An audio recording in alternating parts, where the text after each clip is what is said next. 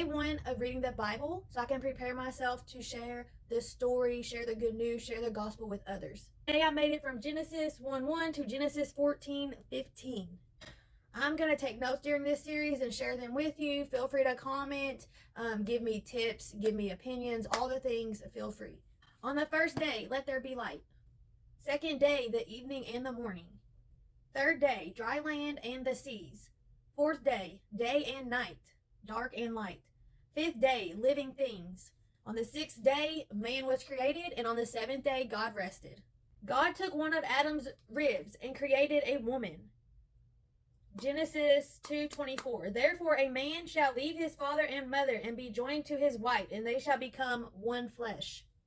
Adam and Eve ate from the forbidden tree. Eve had two sons, Cain and Abel. Cain brought fruit to the Lord, Abel brought sheep. The Lord respected Abel, therefore Cain killed Abel. Then it goes through the genealogy of Adam. Then Adam and Eve have a third son after the death of their other son named Seth. Genesis 6, then the Lord saw the wickedness of man was great in the earth, and that every intent of the thoughts of his heart was only evil continually. The Lord wanted to destroy man. That gets us into the story of Noah, which I do pretty much know the story of Noah, but let's go ahead and review my notes for that.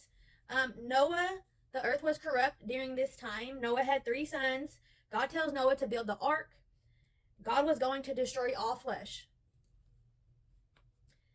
So Noah built the ark, animals inside the ark, his family inside of the ark. It rained for 40 days and 40 nights. It destroyed all living things. After the flood, the whole earth was repopulated from Noah's three sons. And it also explores Noah's genealogy. The Lord scattered them abroad over the face of the earth and confused the languages. Here we see the Lord separated man among the earth. Then we get into Shem's genealogy. There's a lot of family trees in this portion of the Bible that I've read so far. It brings us to Abram in Egypt, but I stopped there. So today we stopped at Genesis 14:15, but you all keep going at your own pace. 2, we read Genesis 14:15 to Genesis 30:43. I will say a lot of things I will reread. I will read it, then I'll have to reread it to kind of process it. I don't really know how to explain reading the Bible, but it's very difficult because I want to understand. So I will reread quite a bit. I'll read it and then I'll read it again just to make sure that I retained it. The Lord came to Abram. Do not be afraid, Abram. I am your shield, your exceedingly great reward. Genesis 15:1. Abram's wife Sarai could not bear children, so she gave her maid Hagar to Abram. Hagar conceived a child. Sarai became angry. Abram's son was Ishmael. Abram's name becomes Abraham, so it kind of switches up there. Genesis 17:10. Every male child among you shall be circumcised, and you shall be circumcised in the flesh of your foreskins, and it shall be a sign of the covenant between me and you. Sarai becomes Sarah, another name change. She had a son, Isaac.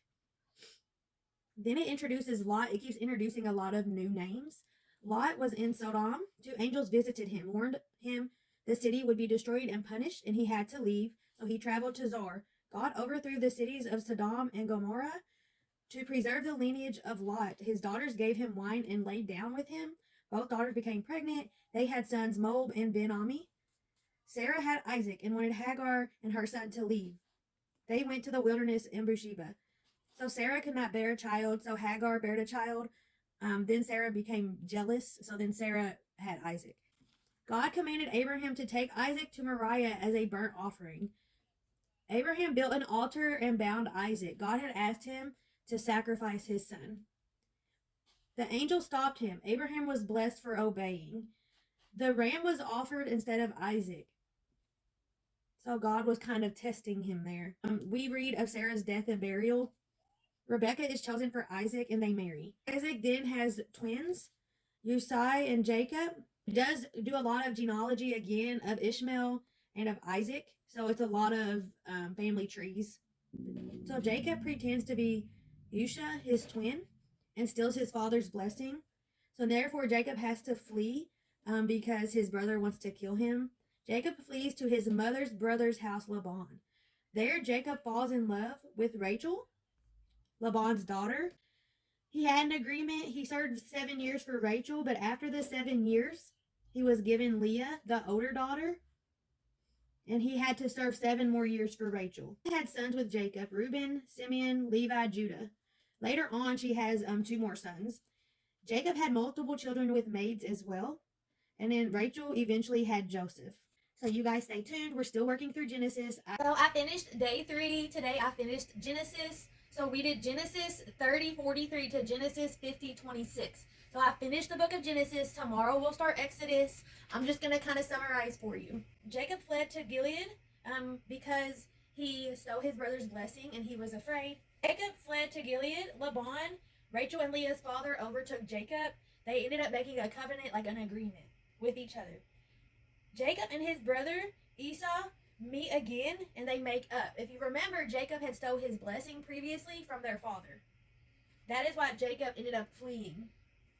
Dinah, daughter of Leah and Jacob, it introduces a new person, Shishim, son of Harmer the Hivite. They end up together.